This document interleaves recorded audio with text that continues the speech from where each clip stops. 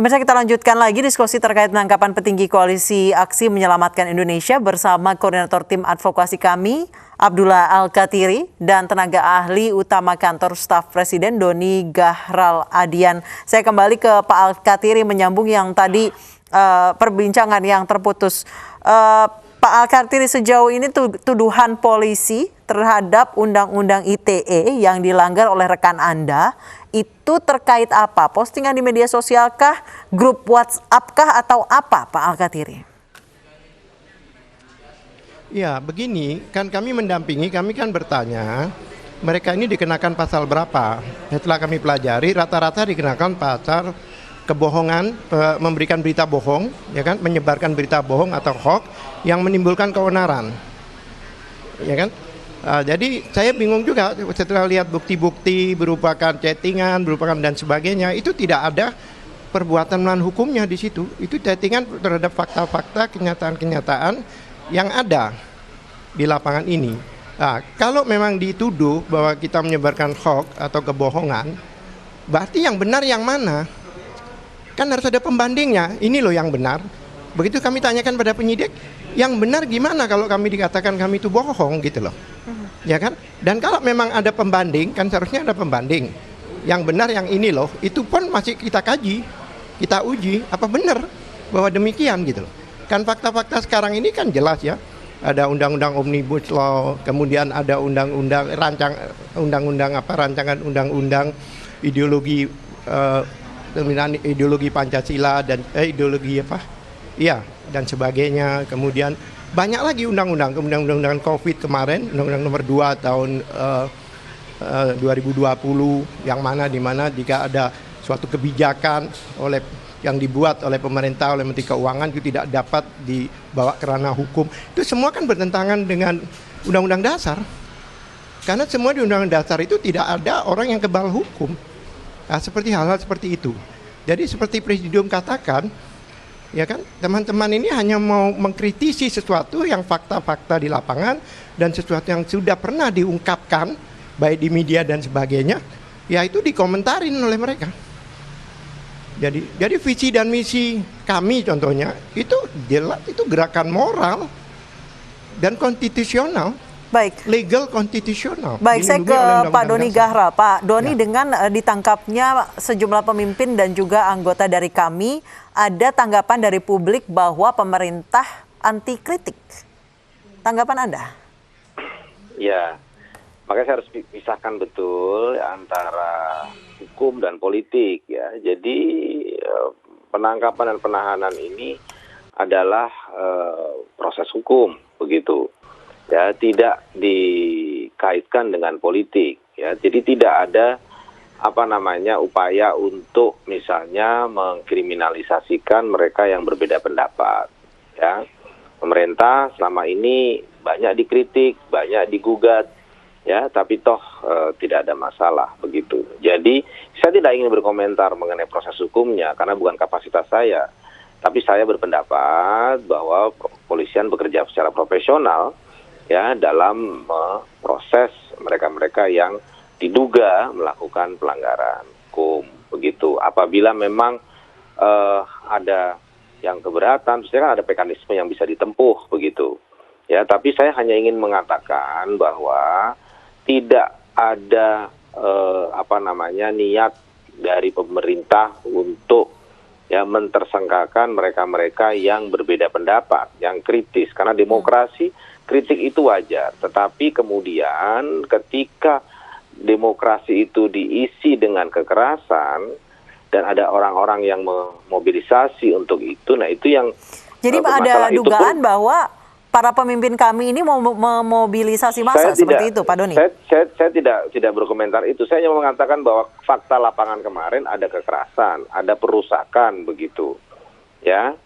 Dan seperti dikatakan ada dugaan ya penyebaran berita bohong menimbulkan keonaran. Nah, kalau memang itu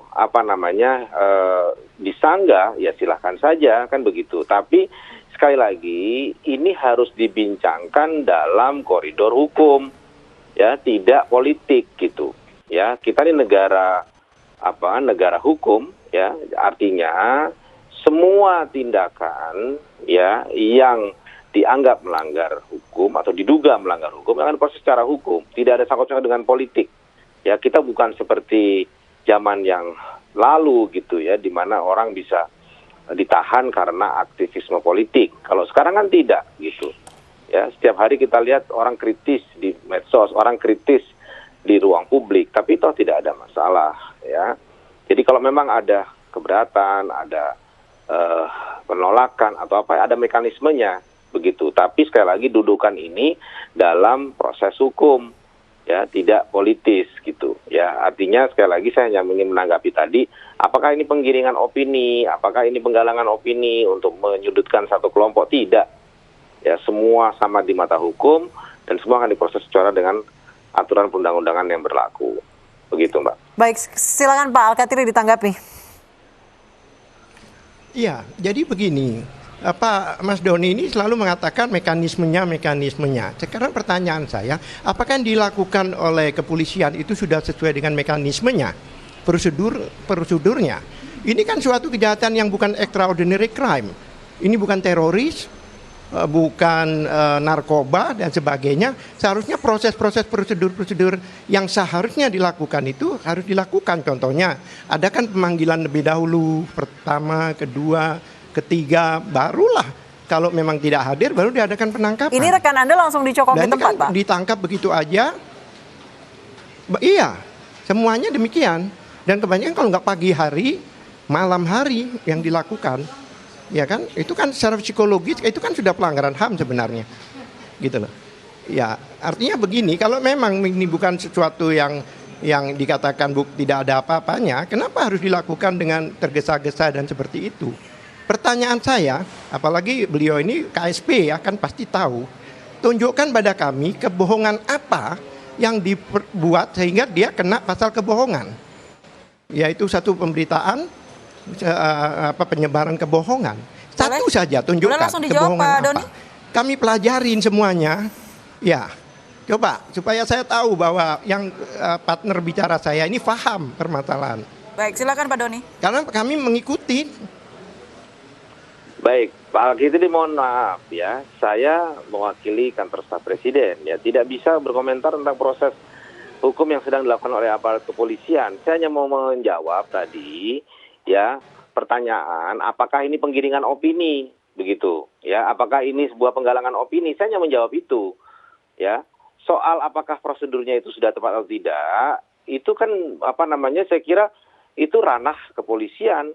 Dan kalau memang ada persoalan, kan memang ada mekanisme pra-peradilan begitu. Ya, itu saja. Saya tidak. Kalau ternyata ingin masuk faktanya ke dalam... ada ketidakadilan atau pelanggaran HAM, seperti apa Pak Doni? Kenapa? Kalau faktanya ternyata tadi yang disebutkan oleh Pak Al-Kathiri ada pelanggaran HAM di sana, seperti apa respon dari KSP? Pelanggaran HAM di soal apa? Penangkapan di pagi-pagi atau subuh begitu ya Pak Al-Kathiri ya?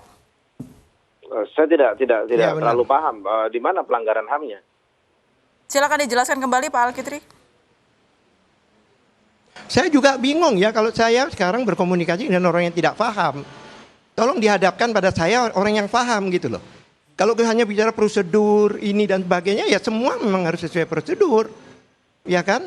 Ya bingung juga. Tolonglah carikan saya betul-betul yang sebanding lah gitu. Supaya masyarakat itu tahu. Karena ini untuk pembelajaran ya. Saya itu mendampingi semua. Baik Pak Anton, kemudian Pak Saganda, dan sebagainya. Saya tidak menemukan di situ ada semacam provokasi atau apa, tidak. Mereka itu satu, seperti Pak Anton contohnya. Beliau itu pengamat, bahkan pengamat militer. Beliau itu lulusan Lemhanas, yang mana hal-hal seperti ini sudah sering dibahas di Lemhanas. Kenapa dimasalahkan? Kalau memang mereka mengatakan bohong, berarti kan harus ada pembandingnya. Yang tidak bohong ini loh, ini yang kami ingin tahu. Karena ini kami mau kaji, barangkali yang bohong yang itu. Baik, kami akan Pak Al-Kathiri mungkin boleh saya perjelas bahwa penangkapan gitu. rekan-rekan Kami punya Anda data. yang hanya tersangka ITE itu seperti tersangka makar gitu. Dicokok langsung di tempat.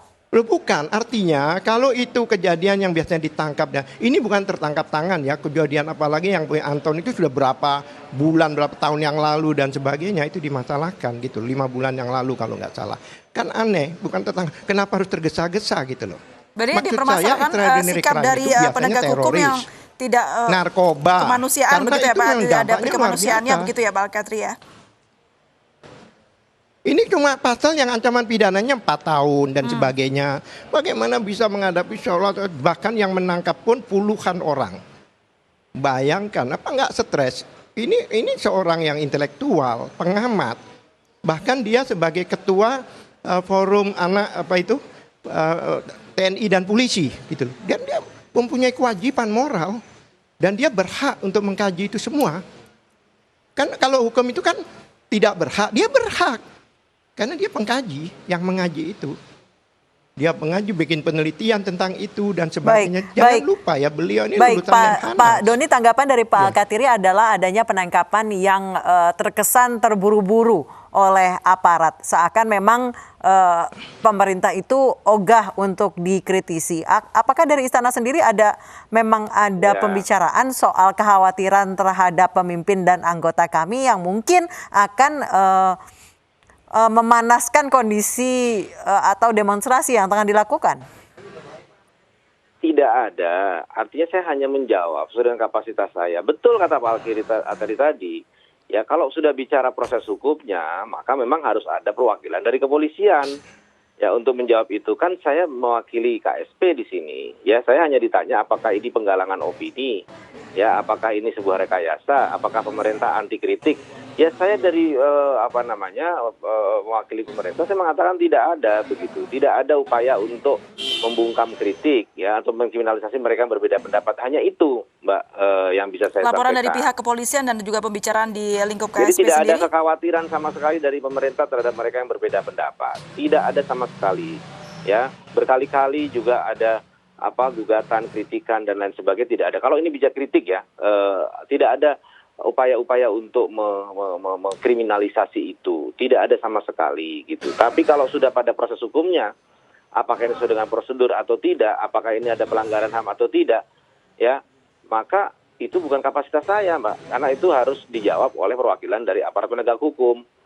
Begitu. Baik, kalau dari kacamata Anda dengan adanya mungkin benar adanya pelanggaran hak asasi manusia, apakah itu sudah dibiarkan atau bisa diambil langkah yang lebih tegas begitu? Ya, itu kan asumsi, Mbak. Itu kan asumsi dan itu tentu saja sekali lagi ya, yang menjawab apakah itu benar ada pelanggaran atau tidak itu bukan kami begitu. Bukan kami dalam artian pemerintah ya.